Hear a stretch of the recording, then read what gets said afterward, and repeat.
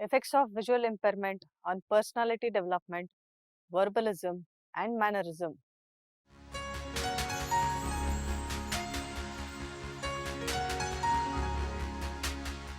As we know, physical activity has always been included in the education system of the sighted children. Now it becomes mandatory that every school must include some form of physical education as part of their curriculum. The benefit of physical activity is numerous and it can never be overemphasized. It aids in reducing the heart diseases, keeps the cholesterol levels in check, and controls the blood glucose levels too. Apart from such benefits, physical activity also helps in good psychological balance and generates good sleep. Also, when such activity is taken up outdoors, it further creates a good feeling, thereby improving the stamina levels of the children. Today, since children also undergo lot of stress due to their studies and fear, physical activity is a great stress buster. But unfortunately, the visually impaired children never get an opportunity to get involved in such physical activity due to their loss of vision. As such, they are not able to gain the benefits associated with the physical activity, which leads to lack of balanced psychological and social state of the mind. But their lack of getting such physical activity is not due to their visual disability, but it is because of the lack of encouragement and early intervention to get them into physical activities. The studies have revealed that visually impaired children exhibit higher levels of energy than their sighted peers. This is because the daily routine work that is done by sighted child is done by the visually impaired by burning out more energy. Thus, it is a proof that the visually impaired also can participate in the physical activities. Now, there are several barriers for the non-inclusion of physical activities for the blind. This in turn affects their mental health also. The following gives a deeper awareness about the various barriers and their associated issues. Also, the communication barriers can be overcome by the proper implementation of the various devices and other techniques. This helps in better social interaction of the blind and also in a way makes them all the more independent.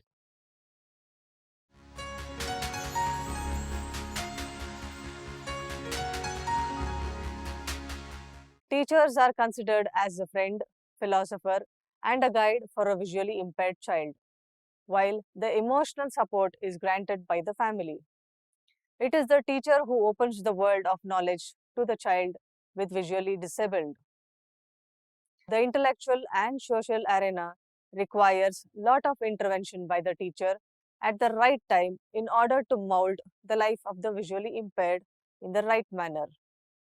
But when it comes to physical education to visually impaired, many teachers are still in the stage of aversion. The following are the reasons attributable for such an attitude of the teacher. First, absence of professional preparation. The major barrier is the lack of information provided to the teacher during their training stage. Not many teachers are aware of the visual impairment and its effects. Also, the need for physical education to even the visually impaired children is never emphasized during the training of the teachers. Teachers must be trained to understand the effects of blindness and inculcate creative techniques to formulate games and other physical activities that are apt for the blind children. Recreational activities and fitness activities must be taught to include both the sighted and the blind children. When awareness is created amongst the teacher, it also helps in bringing out newer ideas of physical activities that will suit the blind also. Second, restriction of curriculum. Many of the physical activities or games like basketball, football, badminton, and so on requires the visual as well as motor skill coordination. This may be very difficult for the blind and they require the assistance of their sighted peers in such activities. But with some modifications, such physical games can be made to suit the requirements of the visually impaired children too. Instead of the normal balls, teachers can make use of auditory balls or balls that is slow moving. They can also change the rule of the game to make it much more convenient to the child with visual disability. Activities like swimming, aerobics, wrestling, gymnastics, and even martial arts are some other forms of physical activities that do not require support of others. This also provides greater independence to the child. Third, speed of the learning process. Quite often, the teachers are under the impression that the visual impaired child can learn at the same pace as that of the sighted peers. But this is not true. The visually impaired child requires more time and extra individual attention to understand the concept of physical activity to be performed. The teacher must be aware of this point and so devote greater time to make the child with visual disability to understand the concept of the game. Only after this, the activity must be started in unison. Student-centric teaching approach is proven to be much more beneficial than the teacher-directed way of teaching for the visually impaired. Fourth, overprotection. Due to the inability to see and visualize the environment, the teachers may fear that involvement of the visually impaired in physical activities may cause dangerous hazards. They may fear that accidents may happen to the child as well as the people around the child. As a result, the teacher does not encourage the child to participate in such physical activities. This can be overcome by proper training to the teacher to get the confidence about the visually impaired children. Fifth, restricted expectation. Teachers are under the wrong impression that the visually impaired lack in potential. They never try to find out the hidden potential of the visually impaired children. Many of the blind children can outperform their sighted peers even in physical activities as their auditory and tactical clues are much stronger. The teachers must be trained to understand the potential of the blind and unearth them through proper encouragement. Physical activities need to be analyzed in detail to understand the modifications required to make it suitable for the blind. With proper interventions and encouragement, the visually impaired child will be able to perform well in physical activities. Sixth, students' barriers. Now, having understood the barriers imposed by the teacher, it is equally important to know the barriers of the students also. Many visually impaired students have a negative attitude toward physical education. They have a feeling that they can never involve in any kind of physical activity. But most of such barriers are in a way imposed by the individual or due to their lack of information about the opportunities of physical education. Overprotective parents. It is a significant point in the development of the visually impaired children. Many parents try to discourage their children from physical education due to their insecure feeling. It is inevitable because parents tend to develop a special interest in their child's safety, and this is higher in case of visually impaired children. But by being so overprotective, they are actually hindering the growth potentials of the child. Many visually impaired children may have the potential for any physical activity, but they may need to be that extra push from their parents and teachers to bring it out. The motor skills of the child with visual disability may be low, but through practice and training, it can be improved to suit the requirements of the physical activity. Eighth, absence of opportunities. Opportunities must be made available at the right time, only then they can tap the hidden potential of the children. In case of the blind children, many of their early skill development is hindered due to their family's insecurity and lack of encouragement. Many of the skills for the physical activity have to be developed right from the early stages of the life of the visually impaired. Only if this is done can they go on to become an expert in any form of physical activity like swimming, gymnastics, etc. Control techniques need to be taught to the children with visually disabled, and also the motor skills needs to be developed at a very early age. The inhibition that the blind child will not be able to perform physical tasks has to be removed first completely from the mind of the children, as well as the parents and the teachers. Ninth, lack of confidence. The confidence levels are directly related to the level of opportunities. The visually impaired children lack in confidence due to the absence of opportunities that is given to them. Also, the visually impaired children are often scared of the games due to their fear of losing it. They also have a fear of getting hurt and as a result try to avoid participating in physical activities. To overcome such issues, the visually impaired children must be encouraged during their early growth stages to go out and involve in several physical activities like jumping, running, skipping, and walking. The local parks can be a great place to take the children so that they also find a pathway that will aid in their walking without hindrance. It is only through continuous efforts on the part of the individual that they can participate in physical activities. The 10th barrier, administrative barriers. Apart from the barriers imposed by the visually impaired and the teachers, there are also other administrative barriers that cause hindrance for involving the visually impaired in the physical education. 11th one, time. Time at times becomes a major constraint as many of the visually impaired children delay in reaching their milestone. This also means that they take time to get hold of the level of knowledge as that of their sighted peers. Quite often, the entire day of the visually impaired children will be spent in Braille classes and training for mobility and also occupational therapy. Such classes consume most of the time of the child with visual disability that they are left with little time to involve in any other physical education. This is not the right kind of attitude.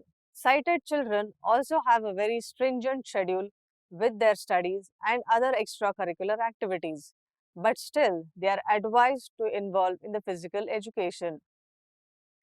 And it has become mandatory to include it in the school curriculum also. So the same applies even to the visually impaired children of the same age. No vocational therapy or other classes can replace the physical education. The benefits provided by the physical games and other activities cannot be provided by any other activity. Every child with visual disability must be forced to involve in the physical education of their choice and proper timetable must be set for the same. 12th, no equipment for the blind. Yet another barrier that requires the support of the government is the lack of equipment to suit the special needs of the visually impaired children involving in physical education. Many schools have a restricted budget and often the equipment for visually impaired children tend to be very high. Auditory balls or balls with beeper and larger balls, etc. may be required to involve the participation of the visually impaired. As said, the modification required in the regular game in order to make it suitable for the visually impaired requires the investment of money and this may not be easy for school with low budget. The government can play a major role by providing funds for such equipments. Also, many of the foreign countries provide advanced equipment by taking into consideration the various perspectives of the visually impaired to invent newer devices for physical education. Such instruments can be made available for the visually impaired to encourage and make physical education all the more interesting. Medical reasons. Many of the doctors are ready to give fake medical certificates on the request of the child's parents or even the teachers.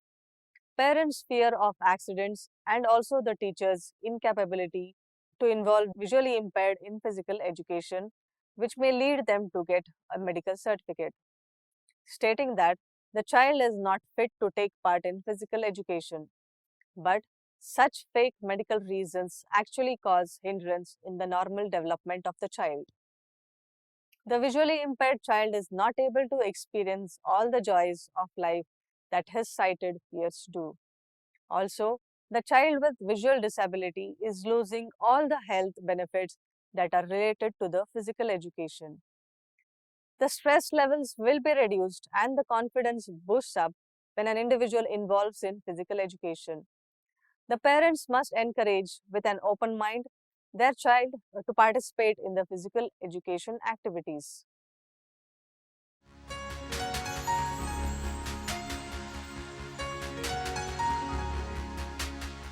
Now, communication with the visually impaired is very difficult, and that is the reason many people do not interact with the blind.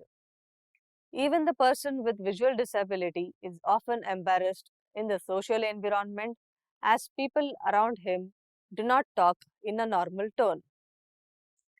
The following methods can help the visually impaired in overcoming this awkward situation and also foster their social interaction.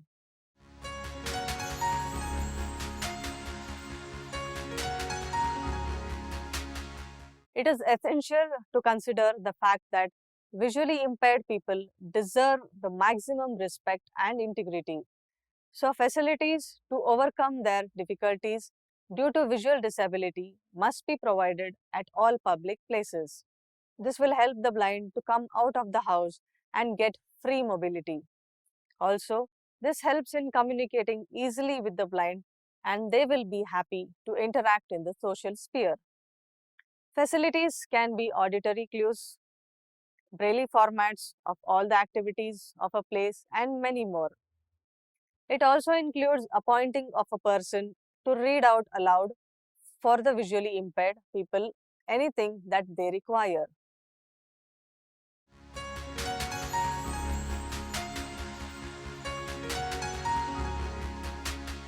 Not most of the blind are ready to accept their visual disability instantly. Many try to avoid this in order to avoid being showered with pity and sympathy. They have high self-esteem and such actions are not going to help them, but they are sure to feel dejected. So when we see a blind person, the best way to help them would be to ask them courteously. Ask them their requirement in a friendly tone and never be sympathetic. Be natural in the conversation and try to avoid questions related to their disability. This way, the blind person will also be encouraged to talk freely and ask for any kind of assistance.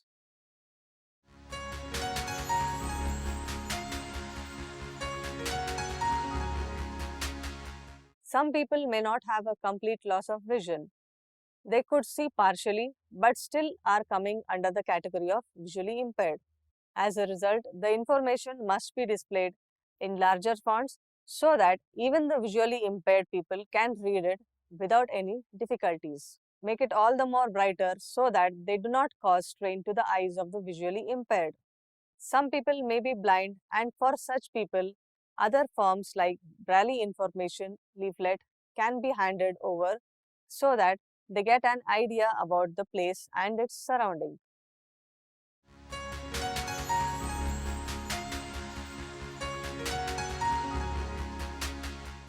When a visually impaired person asks for direction, It is essential to give even the minute detail.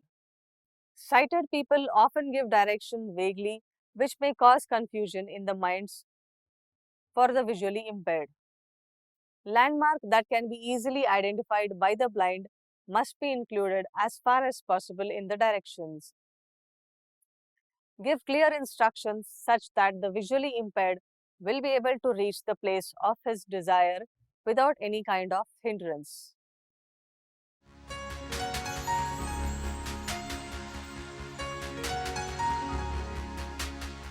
There are many vision aid devices that can be kept handy in shops and other public places to help the visually impaired people.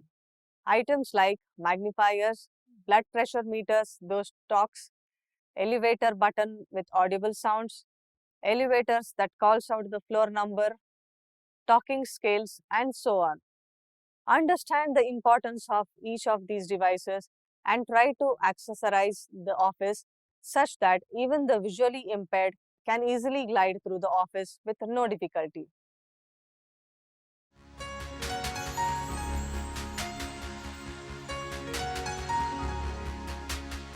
Regular print modes as well as braille system must be employed as far as possible. In offices, departments, and shops, this aids in easy verification for the blind.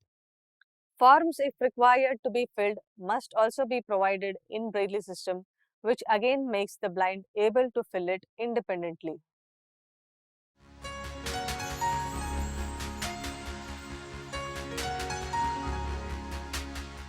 In this unit, we have covered the barriers imposed by the HR and the visually impaired and the ways of overcoming the same and participating in the physical education. Also, we have seen the importance and benefits of physical education, which is enumerated, and it is understood that physically fit body only can nurture a fit mind. It also gives a deep understanding about the communication methodologies that can be inculcated in order to effectively communicate with the visually impaired children. Vision is a major communication organ, and many of the sighted children learn and speak through their vision. But lack of this does not make the children completely isolated. The various communication methods help in better social interaction and also develop verbalism of the blind children. Visually impaired children can be of different types depending upon their level of loss of vision. However, most of them communicate in different forms like expressive languages and auditory clues and so on. This unit will help the HR trainee in involving better modes of communication with the blind.